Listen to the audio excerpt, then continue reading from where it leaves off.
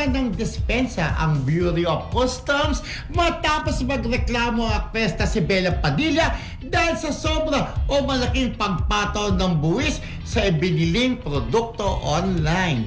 Nung suriin kasi ng customs ang nakita na nagkamali sila rito at may mga produkto pa na hindi raw naisama. Inamin yon, di ba? Oo, okay. Parang ang galing din, di ba? Pero ito po kasi, meron siya biniling produkto online. Parang meron yata online na binili na 11,000 na napakataas na pagka i-calculate niya kung magkano lang dapat ang tax, ay it's with parang 1,000 plus. more or less 1,600.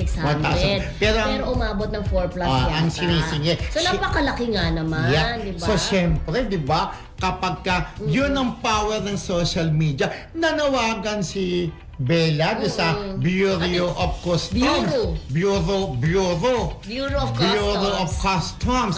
Nanawagan siya. Sumagot naman yung commissioner. Correct. ng sorry, nagkamali dahil calculator, mali nga daw yung na-complete. Na 1,000 sabi tuloy ng mga netizens, pag artista ang nagrereklamo, sumasagot yung company. Katulad na yung nangyari doon sa di ba? Sa tubig ni Carla Abellana, kung matatandaan mo. Nagreklamo sa siya. service ng isang internet provider, di ba?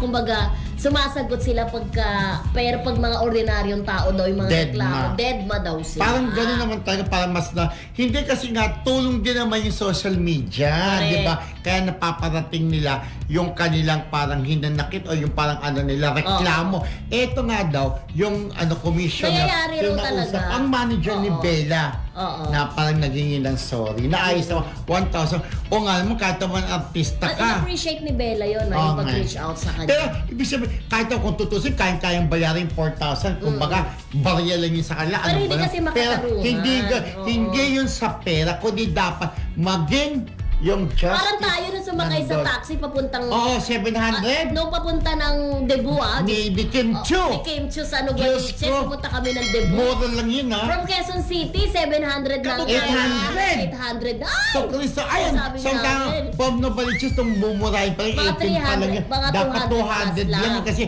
350 pa lang yung... Kaya naman nating bayaran, kaya lang katulad ni Bella, parang hindi naman makatarungan.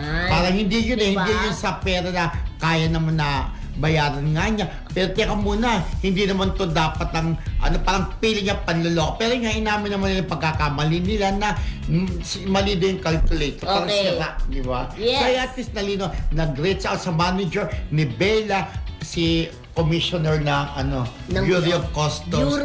Bureau of Customs. BOC na lang. BOC na abbreviation.